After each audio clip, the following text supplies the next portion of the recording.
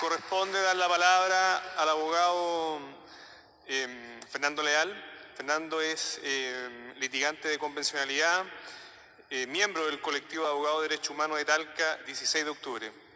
Fernando tiene la palabra y antes señalar que en forma paralela también están trabajando las distintas comisiones de este foro. Fernando, tiene la palabra.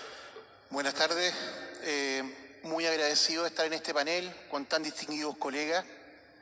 Yo provengo de Talca, como decía Fabián, el lugar donde se firmó el Acta de la Independencia en febrero del año 1818, en donde hubo un grito de libertad en contra de la tiranía.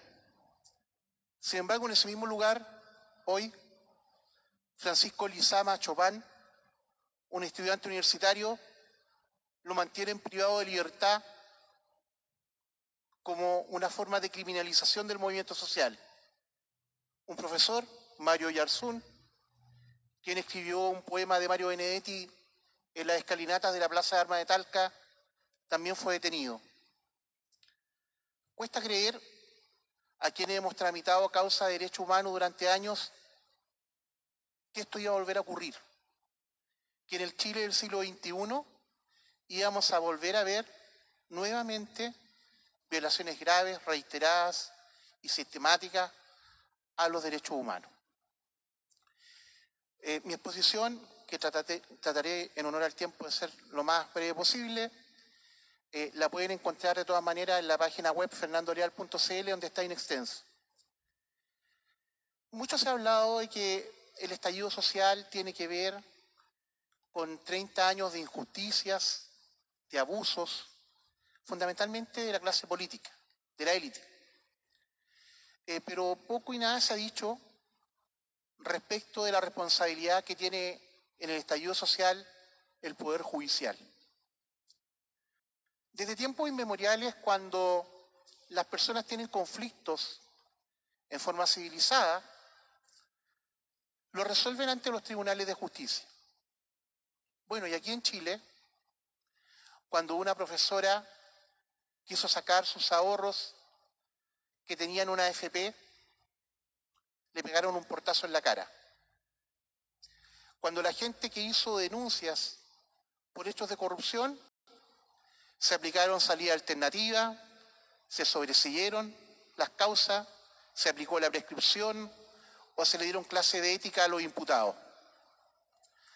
Cuando una joven que estuvo en el Sename y que sufrió de lo indecible recurrió a la Corte para que se creara una comisión de verdad y reparación, fue rechazado su recurso. Es decir, ha habido una responsabilidad del Poder Judicial de nuestro país en que la canalización de la molestia ciudadana, la indignación por los abusos que deberían ser canalizados en una sociedad civilizada en tribunales, no tuvieron respuesta, cuando sí debieron tener respuesta, porque como señalaré y explicaré a continuación, si se hubiese aplicado el derecho, muchos de esos conflictos habrían sido resueltos. De nada servirá una nueva constitución política sin una modificación genética del Poder Judicial, porque es en los tribunales donde en la práctica las garantías son amparadas. Magistrados valientes como el juez Daniel Urrutia, desgraciadamente son una excepción, asimismo como los 5 consejeros de la Comisión de Libertad Condicional que le denegaron la libertad a Miguel Krasnov, ejerciendo ex oficio el control difuso de convencionalidad. El magistrado Urrutia incluso se permitió usar en los primeros días del estallido social el calificativo de terrorismo de Estado. Para ser juez se requiere entereza. Si no tienes entereza, entonces no te postules a juez. Y si siendo juez no tienes entereza, entonces debes dar un paso al costado para hacerle lugar a quienes sí quieren dar la buena batalla por los derechos fundamentales de las personas, para así terminar con una tiranía judicial que hoy nos embarga cuando el Poder Judicial no cumple su deber insoslayable de proteger los derechos humanos. En Talca, de donde yo provengo, se han presentado muchos recursos de amparo y protección. Tengo que darles con pena que todos han sido rechazados, a excepción de uno, que fue interpuesto por un abogado de derecha en contra del que no hay la paz. El gran responsable, desde mi visión, o uno de los grandes responsables actualmente de esta crisis, es el Poder Judicial. Porque, como decía, las personas recurrieron previamente respecto de demandas que tenían y no obtuvieron la respuesta conforme a la regulación internacional. Y a tal respecto me voy a permitir detenerme en algunos casos de fallos chilenos actuales que dan cuenta del desahucio fáctico de sentencias de la Corte Interamericana por nuestros tribunales superiores de justicia. En primer lugar, violencia de género estatal. Ustedes recordarán que hubo toda una discusión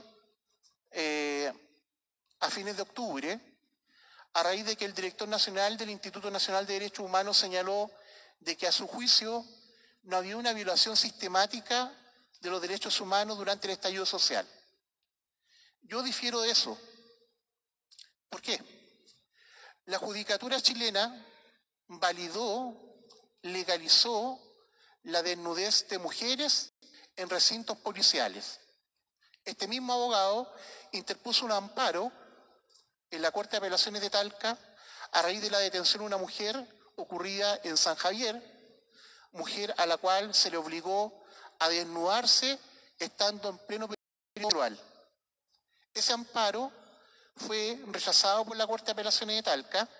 En él se hizo parte del Instituto Nacional de Derechos Humanos, lo apelamos, llegamos a la Corte Suprema, y la segunda sala penal también rechazó el amparo, validando este actuar de Carabineros. Se ha dicho de paso, esta es la misma sala que fue acusada constitucionalmente durante el año 2018. E increíblemente, yo de esto me enteré después, dos de los ministros de la Corte Suprema que formaron sala para rechazar este amparo, que validó la desnudez de mujeres en recintos, los ministros Dolmich y Valderrama, debieron haberse inhabilitado porque hacían clase en la escuela de Carabineros. Lo anterior, el que tribunales superiores de justicia validen la desnudez de mujeres en recintos policiales, viola fallos de la Corte Interamericana, específicamente los fallos de los casos Espinosa González versus Perú, Castro versus Perú, más todas sus sentencias formativas, anexas y complementarias. Cabe agregar que la Corte Interamericana califica la desnudez forzada de mujeres como una aberración, una afrenta inadmisible a la conciencia jurídica humana. Quisiera hacer presente que tanto en La Moneda como en Televisión Nacional supieron de este fallo al menos con fecha 6 de septiembre del 2019 y hasta el día de hoy no han emitido publicación alguna al respecto. Asimismo, el presidente de entonces de la Corte Suprema, Haroldo Brito, no informó de esta circunstancia ni al secretario ejecutivo de la Comisión Interamericana de Derechos Humanos en la reunión que estuvo el 18 de noviembre, como tampoco a la mesa técnica de la misión de observadores de la Oficina de la Alta Comisionada de Derechos Humanos de Naciones Unidas en la reunión de rigor. Tampoco dio cuenta de esto el presidente Piñera cuando solicitó una misión de observadores de la ONU, ni mucho menos en su reciente reunión con el secretario general de la OEA, Luis Almagro. Es preciso agregar también que esta información también fue conocida por la gabinete, cuya ministra no cumplió con sus obligaciones legales ni representó en lo absoluto esta situación de desahucio de la sentencia de la Corte Interamericana. Miles de mujeres a nivel planetario han protestado a partir de la performance del grupo. ¿Qué razón tenían? ¿Qué razón tienen? ¿Y qué siguen teniendo cuando siguen siendo violadas en sus derechos y los tribunales no cumplen con su función de resguardarlo? Respecto del maltrato en el trabajo, nuestro Estado sigue siendo el peor empleador. El ejercicio de una labor humana constituye esclavitud.